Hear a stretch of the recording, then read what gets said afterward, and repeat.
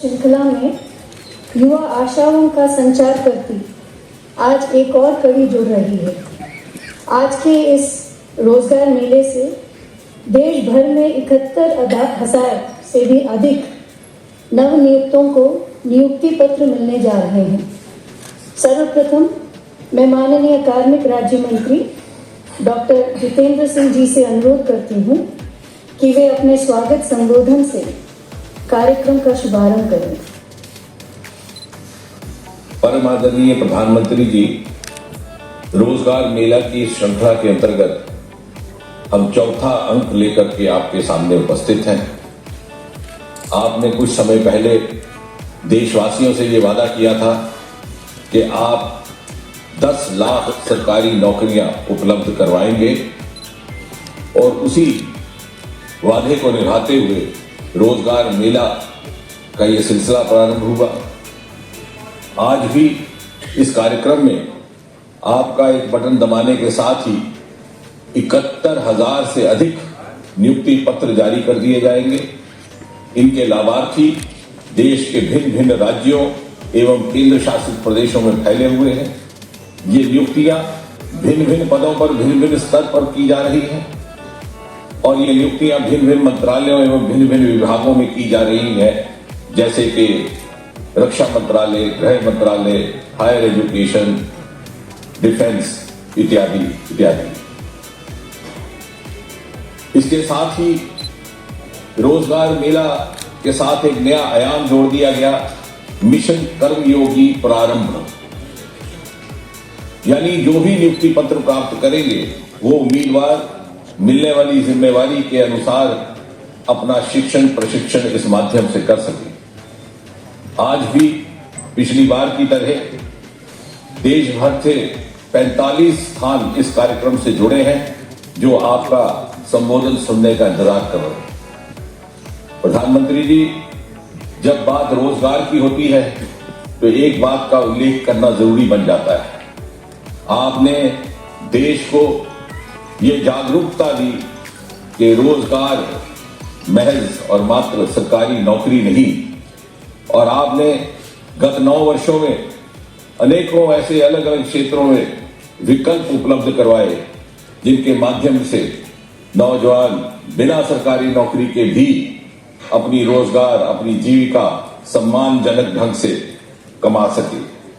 उदाहरण के तौर पर आपने लाल किले से आह्वान किया startup India, stand up India, और देखते ही देखते 300-400 से बढ़कर के स्टार्टअप्स की संख्या 90,000 का आंकड़ा पार कर गई। यूनिकॉर्न की संख्या 100 का आंकड़ा पार कर गई और भारत दुनिया में स्टार्टअप इकोसिस्टम में तीसरे दर्जे पर आकर के खड़ा हो गया। और इसी कारण ग्लोबल इनोवेशन इंडेक्स में 41 पैदान का जंप लगाते हुए 81 दर्जे से 40वें दर्जे पर जा पहुंचे। आपने निचले मध्यम वर्ग के लोगों के लिए भी विकल्प पैदा किए।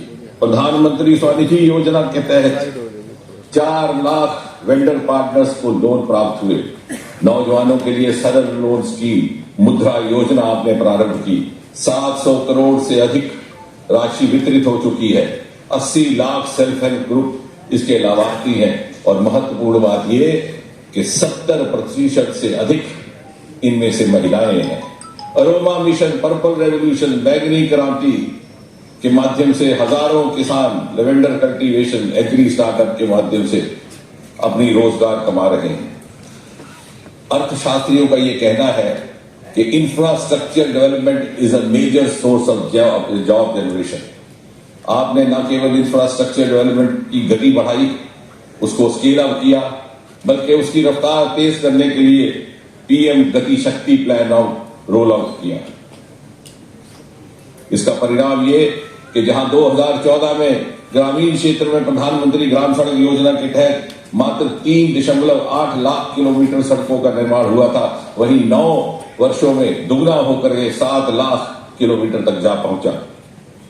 यदि हम शिक्षा के क्षेत्र में इंफ्रास्ट्रक्चर की बात करें, इन सबसे रोजगार मुहैया हो रहा है, तो भारत में 2014 में 725 विश्वविद्यालय थे, उनमें 300 का इजाफा हुआ at the rate of 1 university per week. यदि मेडिकल कॉलेजेस की बात करें तो सन 2014 में 145 मेडिकल कॉलेज थे इस देश में, उनमें 260 यानी जितने 70 वर्ष में बने थे उससे लगभग दुगने 9 वर्षों में जोड़ दिए गए eight the rate of 1 medical college per day. यदि डिग्री कॉलेजेस की बात करें तो 5000 से अधिक degree college eight the rate of 2 colleges every day. यातायात के क्षेत्र में इंफ्रास्ट्रक्चर को जो आपने बल दिया वो इससे जाहिर है कि 2014 से पहले इस देश में मात्र 74 एयरपोर्ट्स थे, आज दुगने हो गए 9 वर्षों में 147 एयरपोर्ट। रेलवे की बात करें तो नॉर्थ ईस्ट पूर्वोत्तर कश्मीर घाटी जहां लोगों ने कभी रेल के दर्शन नहीं किए थे, आज वहां रेल का जाल बिछ रहा है, रेल की पटरियां बिछ चुकी हैं। प्रधानमंत्री आवास योजना की बात करें तो आज के दिन भी 11,000 से अधिक मकान प्रतिदिन औसतन इस देश में निर्माणित हो रहे हैं। मेट्रो रेल के 27 प्रोजेक्ट इस समय लग चुके हैं। और इतना ही नहीं प्रधानमंत्री जी, आपने अनेकों नए क्षेत्रों में भी रोजगार के विकल्प खोले, उनसे हमें परिचित करवाया, हमें अवगत कराया, जिस तरफ हमारा शायद इतना रुझान नहीं था। Honourable prime minister sir, you introduced us to the toy industry. खिलौने बहुत बड़ी मात्रा में बाहर से आयात होते थे, आज स्थिति ये है कि इंपोर्ट होने वाले टॉयज में 60% कमी आई है और भारत से बाहर जाने वाले खिलौनों में 60% एक्सपोर्ट बढ़ चुका है। You also introduced the world to khadi, khadi for fashion, khadi for nation. आज आप ही के प्रयास से 1 लाख करोड़ से अधिक खादी का टर्नओवर है और इसकी सेल 4 गुना बढ़ चुकी है। हमारे लिए गर्व की बात है, जहां इस देश में पहले बाहर से मोबाइल आते थे, आज India is one of the major exporter of mobile chips. हमारे लिए गर्व की बात है, जब अपनी सुरक्षा के लिए हम बाहर से लाए हुए हथियारों का इस्तेमाल करते थे, आज हमारा डिफेंस एक्सपोर्ट 6 गुना बढ़ चुका है। और आने वाले समय के लिए आपने लाल किले से आह्वान किया हाइड्रोजन मिशन, और आने वाले वक्त में इंडिया में भी one of the major exporters of green hydrogen, जो आत्मनिर्भरता की तरफ भी ले जाएगा और विश्व में क्लीन एनर्जी की मुहिम में भारत को एक अहम भूमिका भी देगा। आंकड़े तो बहुत हैं, लेकिन समय का अभाव है, लेकिन ये आंकड़े देने भी जरूरी थे, क्योंकि we live in an evidence based era. बहुत समय ना लेते हुए मैं केवल इतना कहकर के अपनी बात समाप्त करूंगा कि इतिहास के पन्नों में सुनहरी अक्षरों में दर्ज किया जाएगा कि 65-70 वर्षों में जो ना हो सका, वो प्रधानमंत्री जी आपने 9 वर्षों में कर दिखाया, और वो इसलिए कि मोदी जी हैं तो मुमकिन है। धन्यवाद। धन्यवाद माननीय मंत्री जी। रोजगार मेले की आज की कड़ी देश में तेजी से विकसित होते विश्व स्तरीय इंफ्रास्ट्रक्चर, नागरिक सुविधाएं तथा युवाओं के लिए निरंतर बढ़ते रोजगार के सुअवसरों का संदेश लेकर आई है। इसी संदेश को सभी तक पहुंचाने के लिए प्रस्तुत है एक लघु फिल्म। आत्मनिर्भरता की पटरी पर युवा शक्ति के इंजन के साथ तेज गति से बढ़ता भारत आज वैश्विक प्लेटफॉर्म पर विकास की अग्रिम पंक्ति में शामिल है। माननीय प्रधानमंत्री श्री नरेंद्र मोदी जी के युवा शक्ति को राष्ट्र शक्ति बनाने के संकल्प से startup India, make in India, skill India, MSME league जैसे कई अभियानों से देश में करोड़ों युवाओं के सुनहरे भविष्य का मार्ग प्रशस्त हुआ और उद्यमिता के अनेक अवसर तो बने ही हैं, साथ ही हमारे देश के युवाओं की आकांक्षाएं और सपने भी साकार हो रहे हैं। रोजगार सृजन की 8-9 वर्षों की सतत यात्रा में एक नया अध्याय जोड़ते हुए 1 वर्ष के भीतर 10 लाख युवाओं को सरकारी नौकरी देने का कार्य प्रारंभ हो चुका है, जिसके तहत पूरे देश में रोजगार मेलों का आयोजन कर प्रतिभाशाली युवाओं को पारदर्शी, निष्पक्ष और सरल प्रक्रिया से नियुक्तियां दी जा रही हैं।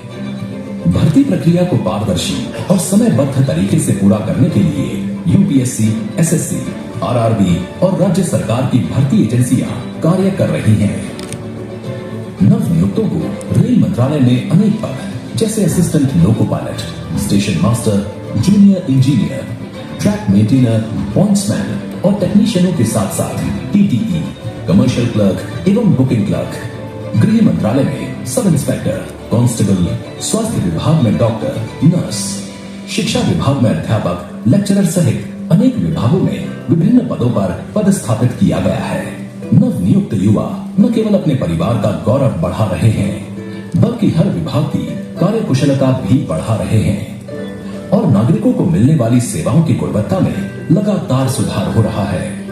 21वीं सदी के भारत के लिए मजबूत आधुनिक कनेक्टिविटी पर पिछले 9 वर्षों में अभूतपूर्व गति और स्तर पर काम हुआ है। सड़क, rail, port, airport, mass transport, waterways और लॉजिस्टिक्स इंफ्रास्ट्रक्चर सभी पर पीएम गति शक्ति मास्टर प्लान के तहत तीव्र गति से काम हो रहा है। जहां युवा ट्रांसपोर्ट सेक्टर के ट्रांसफॉर्मेशन की अगुवाई कर रहे हैं और यूनिट लॉजिस्टिक्स कॉस्ट कम करने में अहम भूमिका निभा रहे हैं।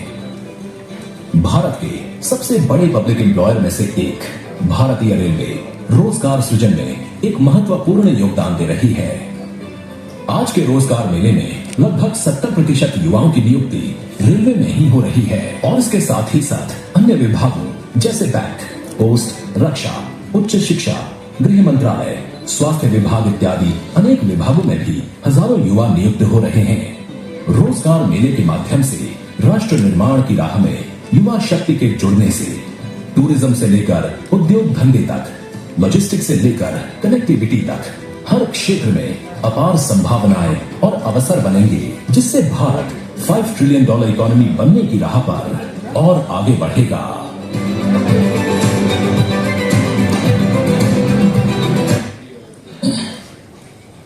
अब मैं आदरणीय प्रधानमंत्री जी से प्रार्थना करती हूँ कि वे रिमोट का बटन दबाकर नियुक्ति पत्रों के वितरण के इस राष्ट्रव्यापी अभियान का शुभारंभ करें।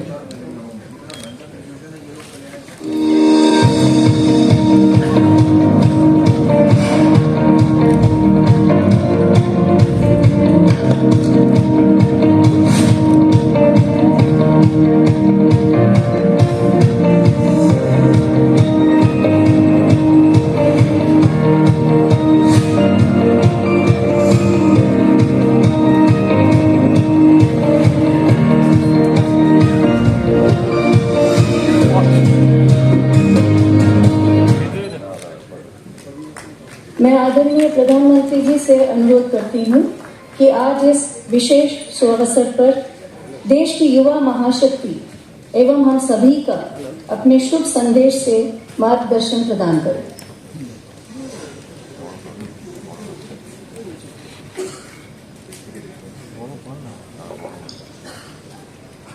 नमस्कार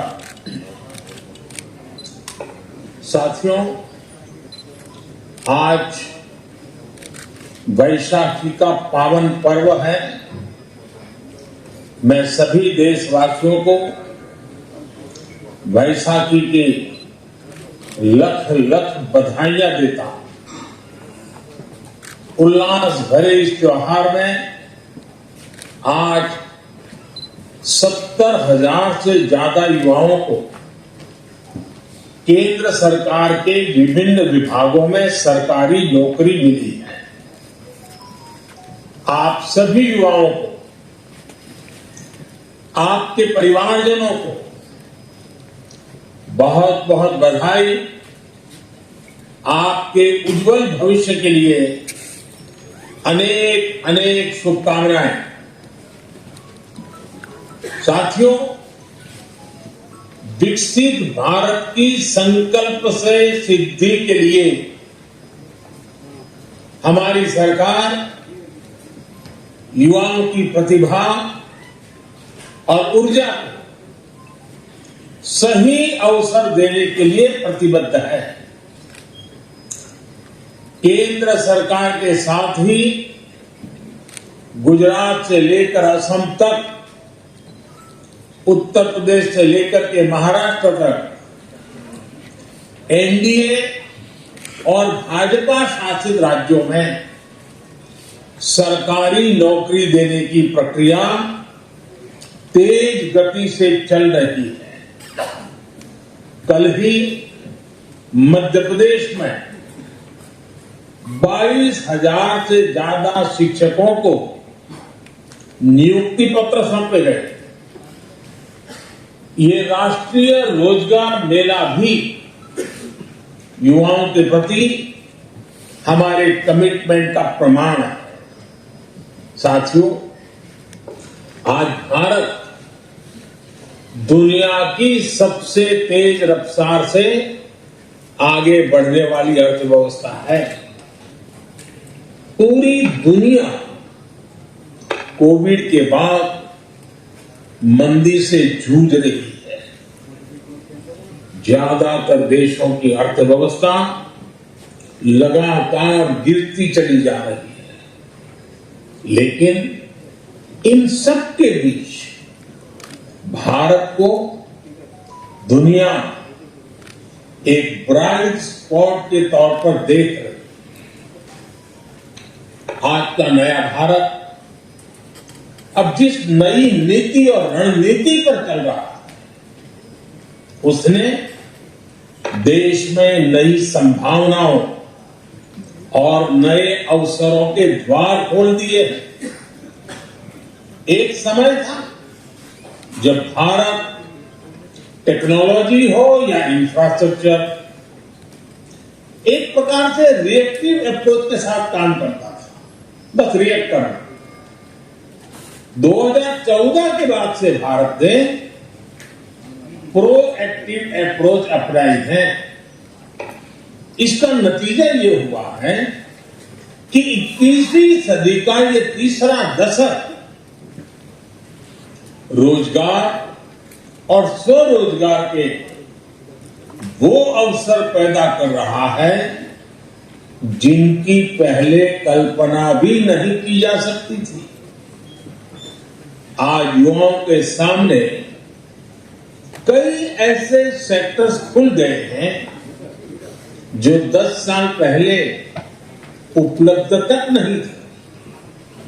हमारे सामने स्टार्टअप्स का उदाहरण है। स्टार्टअप्स को लेकर आज भारत के युवाओं में जबरदस्त उत्साह है। एक रिपोर्ट के मुताबिक स्टार्टअप्स ने 40 लाख से ज्यादा डायरेक्ट और इनडायरेक्ट जॉब तैयार की है। इसी तरह ड्रोन इंडस्ट्री है। आज एग्रीकल्चर हो या डिफेंस सेक्टर, इंफ्रास्ट्रक्चर से जुड़े सर्वे हो या फिर स्वामित्व योजना, ड्रोन की मांग लगातार बढ़ती जा रही है। इसलिए बहुत सारे युवा ड्रोन मैन्युफैक्चरिंग, ड्रोन फ्लाइंग से जुड़ रहे हैं। आपने ये भी देखा है कि बीते 8-9 वर्षों में कैसे देश के स्पोर्ट्स सेक्टर का कायाकल्प हो गया। आज देश भर में नए स्टेडियम तैयार हो रहे हैं, नई एकेडमी तैयार हो रही है। इनमें कोच, टेक्नीशियन, सपोर्ट स्टाफ की जरूरत पड़ रही है। देश में स्पोर्ट्स का बजट 2 गुना होने से भी युवाओं के लिए नए मौके बन रहे हैं। साथियों, आत्मनिर्भर भारत अभियान की सोच और अप्रोच सिर्फ स्वदेशी अपनाने और वोकल फॉर लोकल से कहीं ज्यादा है। ये सीमित दायरे वाला मामला नहीं है। आत्मनिर्भर भारत अभियान गांव से लेकर शहरों तक भारत में रोजगार के करोड़ों नए अवसर पैदा करने वाला अभियान है। आज आधुनिक सैटेलाइट से लेकर सेमी हाई स्पीड ट्रेन तक भारत में तैयार हो रही है। बीते 8-9 वर्षों में देश में 30,000 से ज्यादा नए और सुरक्षित LHB कोचेज बनाए गए। इनके निर्माण में जो हजारों टन स्टील लगा है, अलग अलग प्रकार के प्रोडक्ट्स लगे हैं, उन्होंने पूरी सप्लाई चेन में रोजगार के हजारों नए अवसर बनाए हैं। मैं आपको भारत की टॉय इंडस्ट्री का भी उदाहरण दूंगा। अभी जितेंद्र सिंह जी ने उसका उल्लेख भी किया। दशकों तक भारत के बच्चे विदेशों से इंपोर्ट किए गए खिलौनों से ही खेलते रहे। ना तो उनकी क्वालिटी अच्छी थी, ना ही वो भारतीय बच्चों को ध्यान में रखकर बनाए जाते थे। लेकिन कभी किसी ने इस पर ध्यान नहीं दिया। हमने आयात होने वाले खिलौनों के लिए क्वालिटी पैरामीटर तय किए और अपनी स्वदेशी इंडस्ट्री को बढ़ावा देना शुरू किया। 3-4 वर्ष में ही टॉय इंडस्ट्री का कायाकल्प हो गया और इससे रोजगार के अनेकों नए अवसर तैयार हुए। हमारे देश में दशकों तक ये अप्रोच भी हावी रही कि डिफेंस इक्विपमेंट सिर्फ आयात किए जा सकते हैं, बाहर से ही ला सकते हैं। हम अपने देश के मैन्युफैक्चरर्स पर भी उतना भरोसा नहीं करते थे। हमारी सरकार ने इस अप्रोच को भी बदल डाला। हमारी सेनाओं ने 300 से ज्यादा ऐसे साजो सामान और हथियारों की लिस्ट तैयार की है जो अब भारत में ही बनाए जाएंगे, भारतीय इंडस्ट्री से ही खरीदे जाएंगे। आज भारत 15,000 करोड़ के डिफेंस इक्विपमेंट विदेशों में निर्यात कर रहा है। इससे रोजगार के हजारों अवसर तैयार हुए। साथियों, आपको एक और बात कभी भी भूलनी नहीं चाहिए। जब देश ने 2014 में हमें सेवा का अवसर दिया, तब भारत में बिकने वाले ज्यादातर मोबाइल फोन विदेशों से आयात किए जाते थे। हमने लोकल प्रोडक्शन बढ़ाने के लिए इंसेंटिव दिए। अगर आज भी 2014 से पहले वाली स्थिति होती तो फॉरेन एक्सचेंज पर हमारे लाखों करोड़ रुपए खर्च हो गए होते। लेकिन अब हम ना सिर्फ घरेलू जरूरतों को पूरा कर रहे हैं, बल्कि मोबाइल फोन का निर्यात भी कर रहे हैं। दुनिया के देशों में पहुंच रहा है। इससे भी रोजगार के हजारों नए अवसर बने। साथियों, एम्प्लॉयमेंट जनरेशन का एक और पक्ष है और वो इंफ्रास्ट्रक्चर प्रोजेक्ट्स में सरकार द्वारा किया गया इन्वेस्टमेंट। हमारी सरकार इंफ्रास्ट्रक्चर प्रोजेक्ट्स में तेज रफ्तार के लिए जानी जाती है। जब सरकार कैपिटल एक्सपेंडिचर पर खर्च करती है तो बड़े पैमाने पर इंफ्रास्ट्रक्चर जैसे रोड, रेलवे, पोर्ट, नई इमारतें, बहुत से प्रकार की चीजें तैयार हो जाती है। इंफ्रास्ट्रक्चर निर्माण में इंजीनियर, टेक्नीशियन, अकाउंटेंट, श्रमिक, हर प्रकार के उसमें तरह तरह के इक्विपमेंट, स्टील, सीमेंट, ऐसी भांति भांति की चीजों की जरूरत पड़ती है। हमारी सरकार के दौरान पिछले 8-9 वर्षों में कैपिटल एक्सपेंडिचर में 4 गुना बढ़ोतरी हुई है। इससे रोजगार के नए अवसर और लोगों की आय दोनों में वृद्धि हुई है। मैं आपको भारतीय रेलवे का उदाहरण देता हूं। 2014 से पहले 7 दशकों में 20,000 किलोमीटर के आसपास रेलवे लाइनों का इलेक्ट्रिफिकेशन हुआ था। पिछले 9 वर्षों में हमने करीब करीब 40,000 किलोमीटर रेल लाइनों का इलेक्ट्रिफिकेशन पूरा किया। 2014 से पहले एक महीने में सिर्फ 600 मीटर नई मेट्रो लाइन बनाई जाती थी। 600 मीटर। आज हम हर महीने लगभग 6 किलोमीटर की नई मेट्रो लाइन बना रहे हैं। तब हिसाब मीटर में होता था, आज हिसाब किलोमीटर में होता। 2014 में देश में 70 से भी कम जिलों 70 से भी कम जिलों में गैस नेटवर्क का विस्तार हुआ। आज ये संख्या बढ़कर 630 जिले तक पहुंच गई है। कहां 70 जिले और कहां 630 जिले।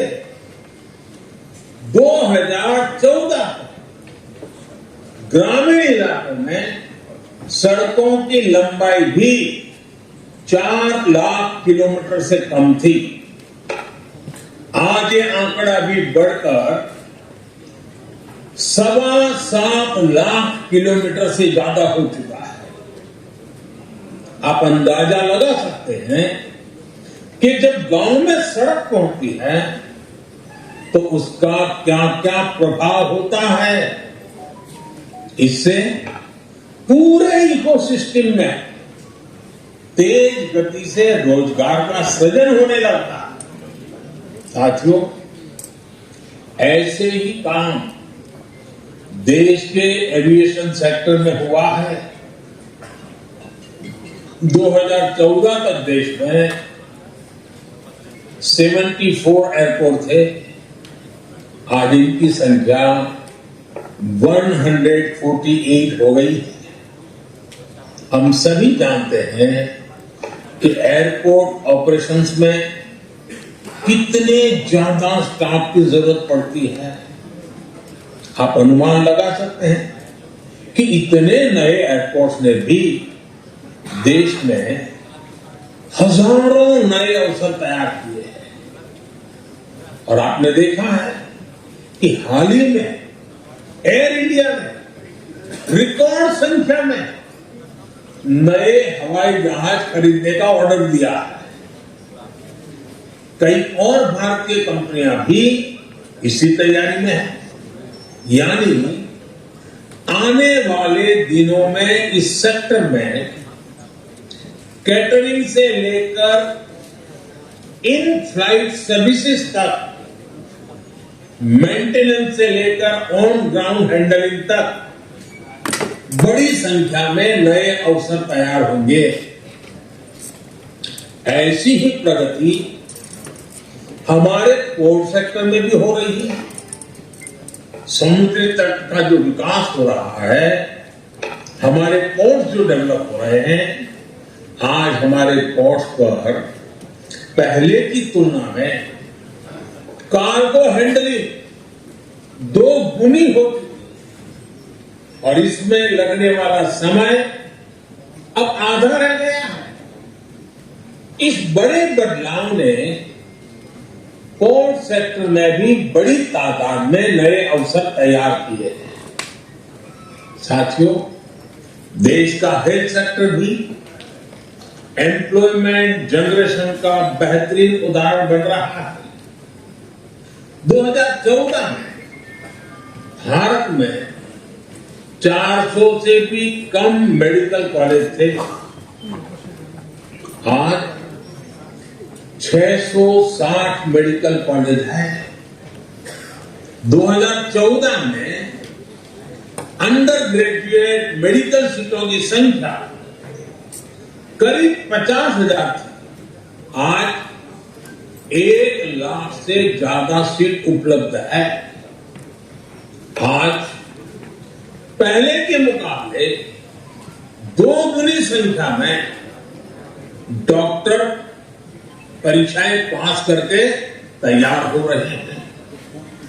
आयुष्मान भारत योजना की वजह से देश में अनेकों नए अस्पताल और क्लिनिक बने, यानी इंफ्रास्ट्रक्चर का हर प्रोजेक्ट रोजगार और स्वरोजगार उसमें बढ़ोतरी सुनिश्चित कर रहा है। साथियों, ग्रामीण अर्थव्यवस्था को गति देने के लिए सरकार जो एफपीओ बना रही है, सेल्फ हेल्प ग्रुप को लाखों करोड़ की मदद दे रही है, स्टोरेज कैपेसिटी का विस्तार कर रही है, उससे गांव के युवाओं के लिए अपने गांव में ही रोजगार के अवसर बन रहे हैं। 2014 के बाद से देश में 3 लाख से ज्यादा नए कॉमन सर्विस सेंटर्स बने हैं। 2014 के बाद से देश के गांवों में 6 लाख किलोमीटर से ज्यादा ऑप्टिकल फाइबर बिछाया गया। 2014 के बाद से देश में 3 करोड़ से ज्यादा घर गरीबों को बनाकर दिए गए हैं। इनमें से 2.5 करोड़ से ज्यादा घर गांवों में बने। बीते वर्षों में गांवों में 10 करोड़ से ज्यादा शौचालय, 1.5 लाख से ज्यादा हेल्थ और वेलनेस सेंटर्स, हजारों नए पंचायत भवन, इन सभी निर्माण कार्यों ने गांव में लाखों युवाओं को काम दिया है, रोजगार दिया है। आज जिस तरह एग्रीकल्चर सेक्टर में फार्म मैकेनाइजेशन तेजी से बढ़ा है, उससे भी गांव में रोजगार के नए मौके बन रहे हैं। साथियों, आज भारत जिस तरह से अपने लघु उद्योगों की हैंड होल्डिंग कर रहा है, अपने यहां एंटरप्रेन्योरशिप को बढ़ावा दे रहा है, इससे बड़ी संख्या में रोजगार का निर्माण सुनिश्चित हो जाता है। हाल ही में प्रधानमंत्री मुद्रा योजना ने 8 वर्ष पूरे किए। इन 8 वर्षों मुद्रा योजना के तहत बिना बैंक गारंटी 23 लाख करोड़ रुपए का लोन दिया गया। इसमें से 70% लोन महिलाओं को मिला। इस योजना ने 8 करोड़ नए एंटरप्रेन्योर तैयार किए हैं, यानी ये वो लोग हैं जिन्होंने मुद्रा योजना की मदद से पहली बार अपना कोई कामकाज शुरू किया है। मुद्रा योजना की सफलता ने देश के करोड़ों लोगों को स्वरोजगार के लिए हौसला दिया है, नई दिशा दिखाई है। और मैं साथियों आपको एक और बात बताना चाहता हूं। ग्रासरूट लेवल पर इकोनॉमी की ताकत बढ़ाने में माइक्रो फाइनेंस का कितना महत्व होता है, माइक्रो फाइनेंस कितनी बड़ी शक्ति बनकर के उभरता है, ये हमने इन 8-9 साल में देखा है। बड़े बड़े अपने आप को महारथी मानने वाले, बड़े बड़े अर्थशास्त्र के पंडित मानने वाले और बड़े बड़े माले पुजारों को फोन कर करके लोन देने वाली आदत वाले लोग पहले कभी भी माइक्रो फाइनेंस की ताकत को नहीं समझ पाए। आज भी ये लोग माइक्रो फाइनेंस का मजाक उड़ा रहे हैं। इनको देश के सामान्य नागरिक के सामर्थ्य का समझ ही नहीं। साथियों, आज जिन लोगों को नियुक्ति पत्र मिला उन्हें मैं विशेष तौर पर कुछ सुझाव अवश्य देना चाहता हूं। आप में से कुछ लोग रेलवे, तो कुछ लोग शिक्षा क्षेत्र से जुड़ रहे हैं, कुछ लोगों को बैंकों में अपनी सेवाएं देने का अवसर मिल रहा है। ये आपके लिए देश के विकास में योगदान देने का अवसर है। देश 2047 जब आजादी के 100 साल मनाएगा, विकसित भारत बनने का लक्ष्य लेकर आगे बढ़ रहा है। और मैं जानता हूं आज आपकी जो उम्र है, ये आपके लिए सच्चे अर्थ में अमृतकाल है। आपके जीवन का ये 25 वर्ष देश एकदम से तेज गति से आगे बढ़ने वाला माहौल वाला है और उसमें आप योगदान दे जा रहे हैं। आप कल्पना कर सकते हैं कितने उत्तम कालखंड में, कितने उत्तम अवसर के साथ देश को आगे बढ़ाने के लिए आज आपके कंधों पर आप नई जिम्मेवारी ले रहे हैं। आपका एक एक कदम, आपके समय की एक एक पल देश को तेज गति से विकसित भारत बनाने में काम आने वाली है। आज आप एक सरकारी कर्मचारी के तौर पर अपनी यात्रा भले शुरू कर रहे हैं। इस यात्रा में हमेशा उन बातों को याद रखना चाहिए और हमेशा अपने आप को एक सामान्य नागरिक के तौर पर आप पिछले 5 साल से 10 साल से जब से समझने लगे हैं, क्या महसूस करते थे, सरकार का कौन सा व्यवहार आपको अखरता था, सरकार का कौन सा व्यवहार आपको अच्छा लगता था। आप भी ये जरूर मन में मानिए कि जो बुरे अनुभव आपको आए हैं, आपके रहते हुए किसी भी देश के नागरिक को बुरा अनुभव नहीं आने देंगे। जो आपको बीती होगी, आपके कारण किसी को नहीं बीतेगी। यही बहुत बड़ी सेवा है। अब ये आपकी जिम्मेदारी है कि सरकारी सेवा में आने के बाद दूसरों की उन उम्मीदों को आप पूरा करें, अपने आप को योग्य बनाएं। आप में से हर कोई किसी न किसी रूप में अपने कार्य से सामान्य मानवीय के जीवन को प्रभावित भी कर सकता है, प्रेरित भी कर सकता है, उसको निराशा की गर्त में डूबते हुए बचा भी सकता है। इससे बड़ा मानवता का क्या काम हो सकता है साथियों। आपकी कोशिश होनी चाहिए कि आपके कार्य का सकारात्मक प्रभाव आपके काम से सामान्य मानवीय का जीवन बेहतर, व्यवस्थाओं पर उसका विश्वास बढ़ना चाहिए। मेरा आप सबसे एक और आग्रह, आप सबने कड़ी मेहनत से ये सफलता हासिल की है, लेकिन सरकारी नौकरी पाने के बाद भी सीखने की प्रक्रिया को रुकने ना दें। कुछ नया जानने, नया सीखने का स्वभाव आपके कार्य और व्यक्तित्व दोनों में प्रभाव जगाएगा। ऑनलाइन लर्निंग प्लेटफॉर्म iGot कर्मयोगी से जुड़कर आप अपने स्किल को अपग्रेड कर सकते हैं। और साथियों, मैं तो मेरे लिए हमेशा कहता हूं, मैं मेरे भीतर के विद्यार्थी को कभी मरने नहीं देता।